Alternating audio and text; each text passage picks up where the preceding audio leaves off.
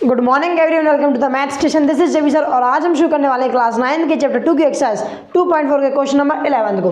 देखते हैं question number 11 क्या बोल रहा है।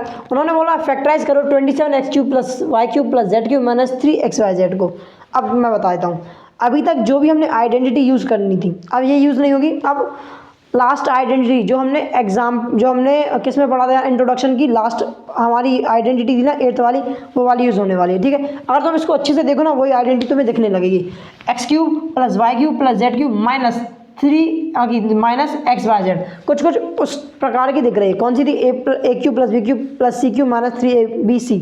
ठीक है, इसका रिजल्ट क्या आता था देख लेते हैं यार। हमें एक आइडेंटिटी बताया जिसका नाम था हमारा a³ plus b³ plus c³ minus 3abc। इसका रिजल्ट मिलता था हमें हमेशा a plus b plus c multiply by a square plus b square plus c square minus a b minus b c minus c. अरे हाँ ना भूलिया, यही मिलता था रिजल्ट। सीधी सी बात है, मुझे ये रिजल्ट मिलता था। अब देखो ध्यान से देखें तो हम 27 को क्या लिख सकते हैं, 27 को 3x का होल क्यूब लिख सकते हैं। मतलब बेसिकली 27 होल क्यूब को क्या लिख सकते हैं, 27x³ हम लिख सकते हैं 3x का होल क्यूब प्लस y³ को क्या लिखोगे, y³ को y³ भी लिखोगे, क्या ही लिखोगे, z³ को z³ लिखोगे minus.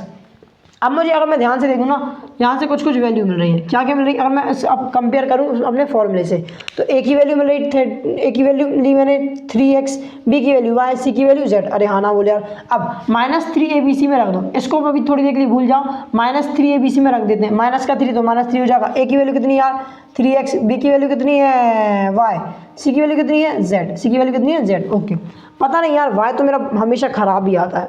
y I don't know why my coming is so bad.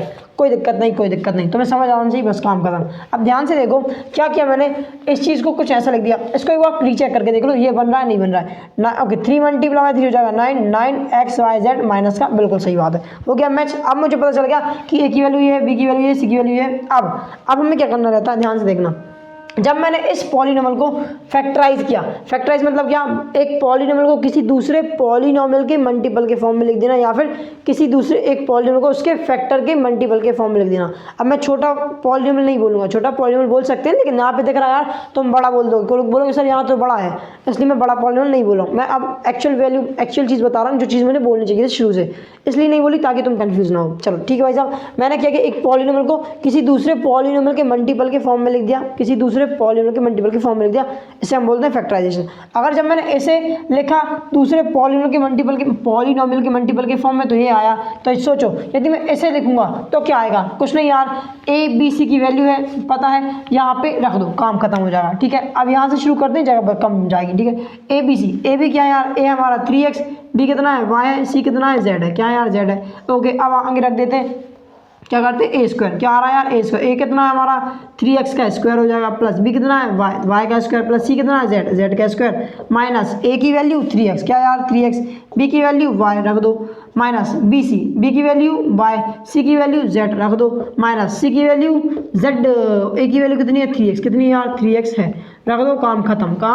अब फटाफट से सॉल्व करो। यहाँ पे और सॉल्यूशन हो नहीं सकता, तो इसको वैसे के वैसे लिख देते हैं, 3x plus Y plus Z लिखा रहने दो। ओके, अब इसको करते हैं, 3x का होल स्क्वायर कितना हो जाएगा 9x स्क्वायर, सीधी सी बात है, 3 का स्क्वायर भी x का स्क्वायर भी हो जाएगा ये, प्लस वाई स्क्वायर तो वाई स्क्वायर रहेगा, जेड स्क्वायर तो जेड स्क्वायर रहेगा, माइनस 3x मल्टीप्लाई वाई हो जाएगा 3xy minus x y z होगा y z, minus z multiply 3x कितना हो जाएगा 3zx लिख दो या xz लिख दो, कोई दिक्कत नहीं, सेम ही होता है। तो अगर मैं ध्यान से देखूं तो मैंने इस पॉलीनोमियल को किसी दूसरे पॉलीनोमियल के मल्टीप्लाई के फॉर्म में लिख दिया, मतलब मैंने इसे फैक्टराइज कर दिया, इसमें कोई शक वाली बात नहीं है। अरे हाँ ना बोला, ऐसे ही करते हैं, कोई बड़ी चीज़ नहीं होती है। एक बार स्क्रीनशॉट ले लो, प्रॉपर देख लो, ठीक है, मिल गया। चलो, अगर वीडियो पसंद आई है तो वीडियो को लाइक करो, शेयर करो, कमेंट करो, चैनल को सब्सक्राइब करके बेल आइकन दबा देना। और हाँ, वीडियो समझ आ गया ना, क्वेश्चन बिल्कुल अच्छी बात है, अगर समझ आ गया तो अच्छी बात है। चलो, और क्या था, बस कुछ नहीं था। अब मिलते हैं नेक्स्ट वीडियो में, जहाँ पे हम करेंगे क्वेश्चन नंबर 12 को सॉल्व। तब तक के लिए bye bye, have a good day.